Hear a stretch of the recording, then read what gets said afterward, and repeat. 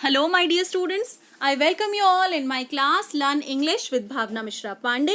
और आज की क्लास में हम करने वाले हैं लॉस्ट स्प्रिंग, जिसे कि लिखा है एनिस जंग ने, इसके textual and additional short answer type question से. सो स्टार्ट करते हैं. Question number 1.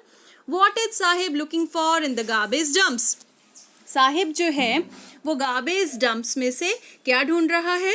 Where is he, वो कहाँ है? And where has he come from, और वो कहाँ से आया है? Unlike his parents who looked through the garbage dumps for survival, for Sahib it was a bonanza, wondrous and magical. तो पेरेंट्स के लिए जो साहिब था, उसके लिए ये जो गार्बेज डंप्स थे उसके पेरेंट्स की तरह केवल सर्वाइवल का मीन्स नहीं थे, केवल जिंदा रहने की चीज नहीं थी, बल्कि क्या था? एक बोनांजा मीन्स एक वंडरस एंड मैजिकल गिफ्ट की तरह था. When one can find a silver coin, one hopes for finding more. जब उसको कोई एक सिल्वर कॉइन मिलता तो वो कोई क्या करता है? आगे से आगे होप करता जाता है, आशा रखता जाता है कुछ और मिलने की. तो इसलिए वो जो गार्बेज था वो उसके लिए क्या था? एक गिफ्ट की तरह था, जो कि एक मैजिकल या वंडरस यू कैन से, ऐसा कोई आश्चर्यजनक चमत्कारिक कोई गिफ्ट की तरह था. लेकिन उसके पेरेंट्स के लिए जो गार्बेज डंप्स थे वो एक मीन्स था, साधन था जिंदा रहने का. He lives in Seemapuri, and Seemapuri कहाँ है? दिल्ली का outskirt you can say. Outskirt का मतलब होता है outer part of a city. तो वो दिल्ली के सीमापुरी एरिया में रहता है. And his family had come from Bangladesh back in 1971, and Bangladesh से उसकी फैमिली आई है यहाँ पे. Let's see question number 2. What explanation does the author offer for the children not wearing footwear? तो जो हमारी ऑथर हैं अनीस जंग, वो क्या एक्सप्लेनेशन देती हैं जो बच्चे फुटवेयर नहीं पहनते उनके लिए? द ऑथर डिसएग्रीज, यानी कि अनीस जंग जो हैं वो डिसएग्री हैं. किस बात से? The usual explanation that is offered about it being a tradition in India to walk barefoot. तो अनीस जंग डिसएग्री हैं, असहमत हैं इस बात से कि जो भी यूजुअल एक्सप्लेनेशन दिए जाते हैं किस बात के लिए कि इंडिया में बैरफुट रहना एक ट्रेडिशन है, वो इस बात से डिसएग्री है, वो असहमत है. वो कहती है कि ऐसा कुछ भी नहीं है. She feels this is only an excuse. वो महसूस करती हैं कि ये केवल एक बहाना है. क्या? किस लिए? For lack of money. ये तो केवल जो ट्रेडिशन बैरफुट रहने का ये जो बता रखा है, ये तो केवल एक बहाना है. जबकि है क्या बात? जो पीपल हैं सीमापुरी में जो रहते हैं, they live in a perpetual state of poverty. Perpetual state of poverty का मीन्स होता है एवरलास्टिंग स्टेट, यानी कि बहुत ज़्यादा गरीबी आप कह सकते हैं, बहुत ज़्यादा गरीबी में रहना, everlasting state of poverty. Then question number 3. Is Sahib happy working at the tea stall? Explain. तो साहिब जो है वो हैप्पी है टी स्टॉल में वर्क करने में. इस बात को हमें एक्सप्लेन करना है. तो Sahib is secure working in a tea stall where he is paid 800 rupees and is given all this meals. अब एक तरह से देखा जाए तो साहिब जो है वो बिल्कुल सिक्योर है, क्योंकि वो टी स्टॉल पे वर्क करता है एंड उसकी income is also permanent. Okay, and उसको मील भी मिल रहा है, खाने के लिए भोजन मिल रहा है. लेकिन जब हमारी ऑथर अनीस जंग उससे पूछती हैं, ही डजंट आंसर, वो आंसर नहीं देता राइटर के क्वेश्चन का, weather he is happy, but she notices that the burden of responsibility has taken away the care free look from his face.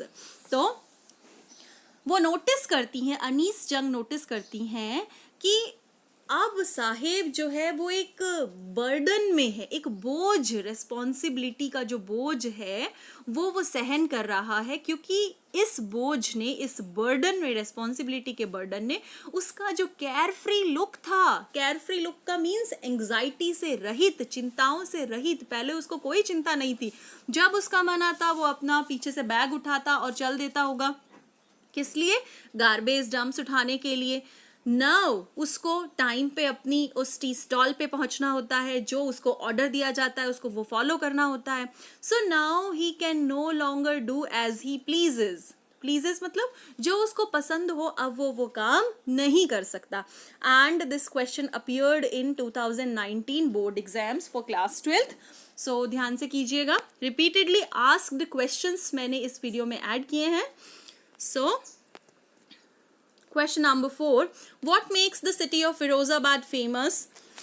Firozabad जो सिटी है वो किस चीज़ के लिए फेमस है? Firozabad is famous for its bangles, अपनी चूड़ियों के लिए फेमस है. Most families in Firozabad are engaged in making bangles. बहुत सारी फैमिलीज जो हैं वो फिरोजाबाद में बैंगल मेकिंग इंडस्ट्री में एंगेज्ड हैं. It is the center of India's glass blowing industry where families work around furnaces. ये एक बहुत ही फेमस सिटी है बेंगल्स के लिए. यहाँ पे बहुत सारी ग्लास ब्लोइंग इंडस्ट्रीज हैं एंड बहुत सारी फैमिलीज इसमें इंगेज हैं. और वहाँ पे क्या है, वो क्या करते हैं, वर्क अराउंड फर्नेसेस. फर्नेसेस का मीन्स होता है भट्टियाँ. एंड वेल्डिंग ग्लास वेल्डिंग में, बेंगल मेकिंग में. तो ये सेंटर है Firozabad furnaces, welding glasses and Bengal making के लिए. Next question number 5. Mention the hazards of working of the glass bengal industry. तो क्या क्या hazards means क्या क्या risk हो सकते हैं glass bengal industry के? So bengals are manufactured in glass furnaces with high temperatures in dingy cells without air and light. तो जो bangles वो कैसे बनती हैं, कहाँ पे, ग्लास की जो फैक्ट्रीज हैं वो बहुत हाई टेम्परेचर वाली होती हैं और जो सेल्स होती हैं बहुत कंजस्टेड, वहाँ पे एयर भी नहीं होती, लाइट भी नहीं होती. एंड यहाँ पे वर्क करने से क्या होता है, एज अ कॉन्सिक्वेंस का मतलब होता है रिजल्ट. तो इसका रिजल्ट क्या होता है, जो भी पीपल यहाँ वर्क करते हैं या जो चिल्ड्रन यहाँ वर्क कर रहे होते हैं, the children who slog their daylight hours. Slog their daylight hours का मतलब होता है दिन भर कठिन मेहनत करते हैं इन अ क्लॉइस्टर्ड रूम. क्लॉइस्टर्ड मतलब चारों तरफ से जो बंद रूम, वहां पे जो वर्क करते हैं हॉट फर्नेसेस में, यानी कि तपती हुई भट्टियों में गर्म स्थान पे बैठ के. Often loss the brightness of their eyes. तो क्या होता है, उनकी आंखों की जो ब्राइटनेस है, उनकी आंखों की रोशनी जो है वो चली जाती है. तो it's not good for children and the people also. So next question, How is Mukesh's attitude to his situation different from that of his family? तो मुकेश का एटीट्यूड अपनी स्थिति के बारे में अदर फैमिली मेंबर से डिफरेंट कैसे है? मुकेश's father toiled first as a tailor. Toil का मतलब होता है हार्डवर्क करना. तो उन्होंने सबसे पहले अपना एक प्रोफेशन क्या था उनका, टेलर थे वो. Then as a bangle maker, और उन्होंने फिर बेंगल मेकिंग स्टार्ट कर दी. But could not do anything for his family except teaching them the art of making bangles.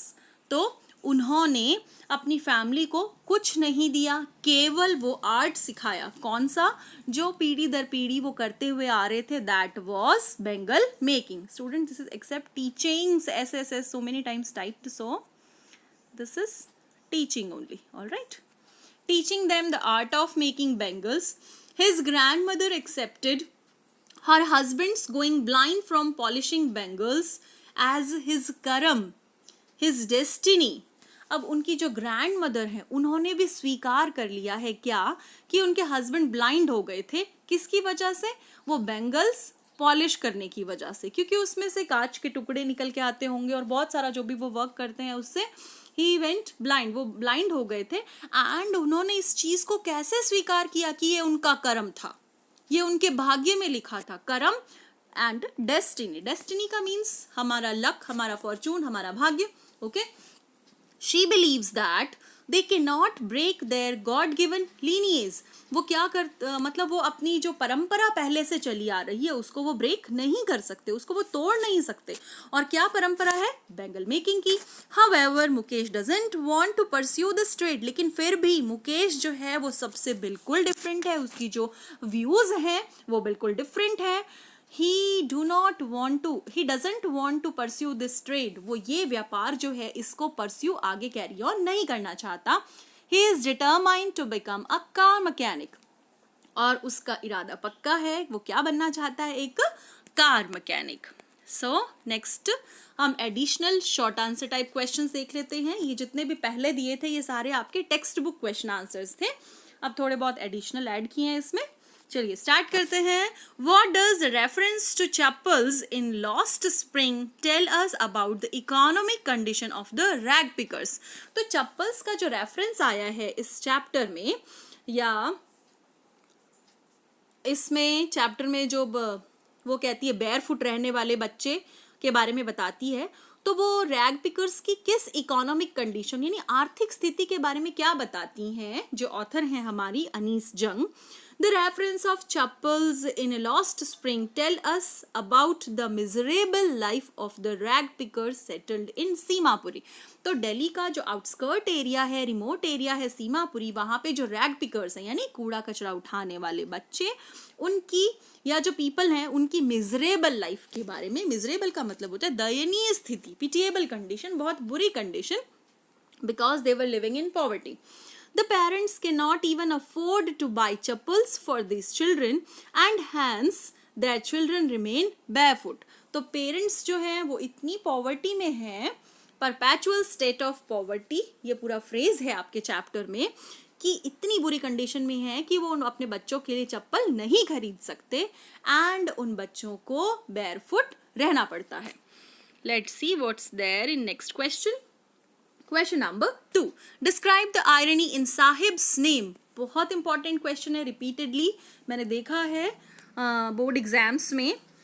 So irony क्या है साहिब के नेम में? The full name of Sahib क्या नाम था? The rag picker. साहिब जो रैग पिकर है उसका फुल नेम था साहिबे आलम, एंड उसका मीन्स क्या होता है? लॉर्ड ऑफ द यूनिवर्स, इस पूरे यूनिवर्स का king, you can say lord, you can say. As per his name he should live like a king. उसको नेम के अकॉर्डिंग उसको कैसे रहना चाहिए था? राजा महाराजा की जो लेविश लाइफ होती है, रॉयल लाइफ, उसके हिसाब से। बट आयरनी कहाँ है?